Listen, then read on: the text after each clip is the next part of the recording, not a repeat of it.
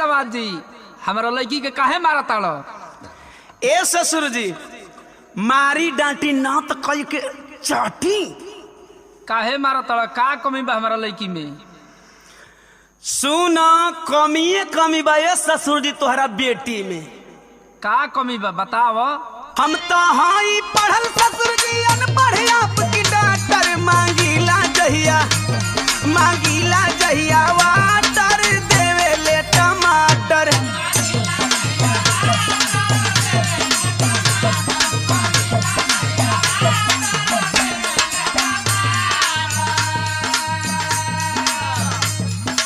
थोड़ा पढ़ के इंग्लिश बोले सीधा ना है बैंड है जो मेरा घसी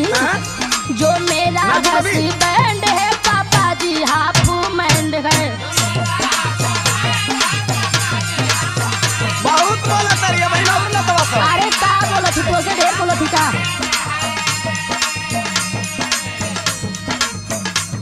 लाके देवे पाइप जब वो लाई कही के वाइफ हो।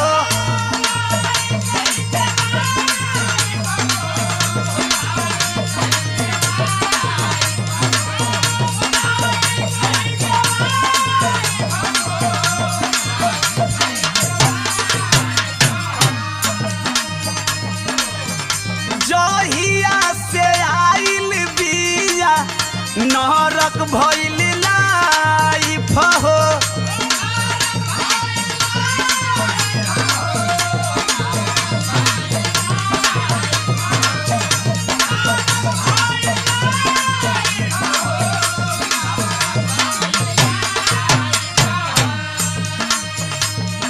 एकरे चलते फिल्म नहीं देखी हैरी पॉटर मांगीला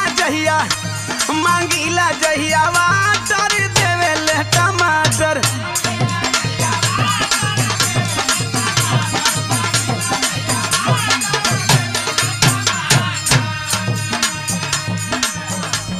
खाली अंग्रेजी में का रेला बक बक पापा।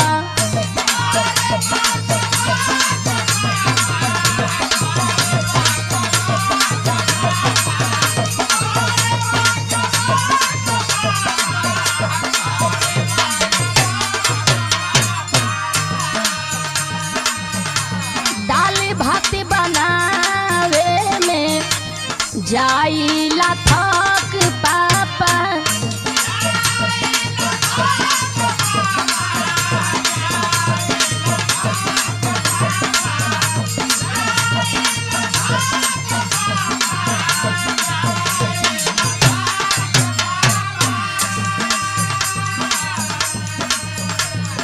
कोई ना समझाए इनको जो भी इनका फ्रेंड है जो मेरा घसी बैंड है पापा जी हाफ मैंड है। ना होश में बोलबी काहे होश में बोली हो? अपना बाबू के देख के तोर मन बढ़बा। बाबू के देख के नहीं थी बोलत तुम्हारी ये चलिए है। देख हमार जे फ्रेंड बन मुकेश सम्राट यादव हैं, स्वामीनाथ यादव और जौन डिजिटल देखेला किशोर कुमार जी दिल्ली वाला ई कुल पढ़ल लिखल बने लोग, कंप्यूटर पढ़ेला अंग्रेजी जाने लो। अरे तुझे कर हिस्ट्री बताओ तारा ना। हाँ। उ लोग भी तुअरिए दिमाग का। अरे ए ससुर जी दोस्त हमार बाकी तोहरा बेटी को। अच्छा तो सुनी मांगता हूँ पेन तो धा राती लालटे न ससुर जी।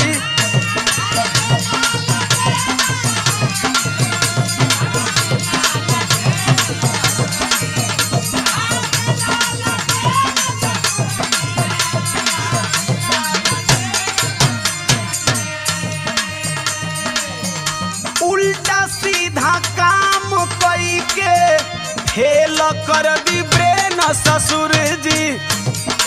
ये तनी झूठ बोले के है बोली ना। झूठ बोला तनी रे। झूठे का पढ़ाई कैले हो तू।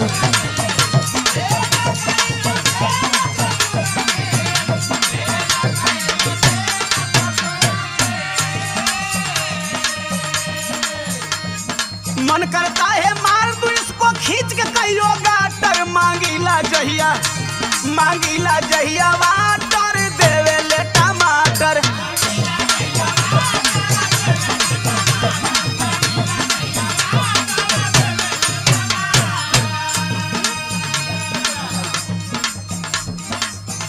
आपने को गलती तो कहबा ना।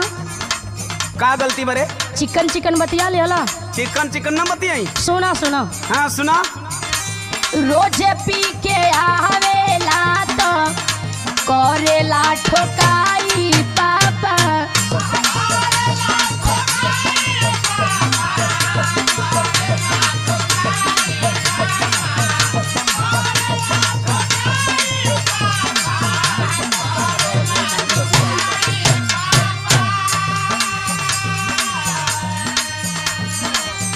एकरा संगे रहब नाही मांगिला विदाई पापा। बहुत तू अपना बाप के देख के सहक सहक बोला तारी। बोला ही के परिणाम। सहूर से बोल पर मारा नहीं। अरे तो तू ढंग से बोला।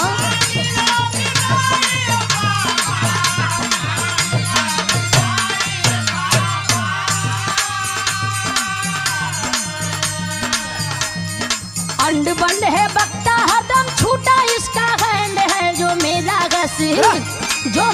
घसी बैंड है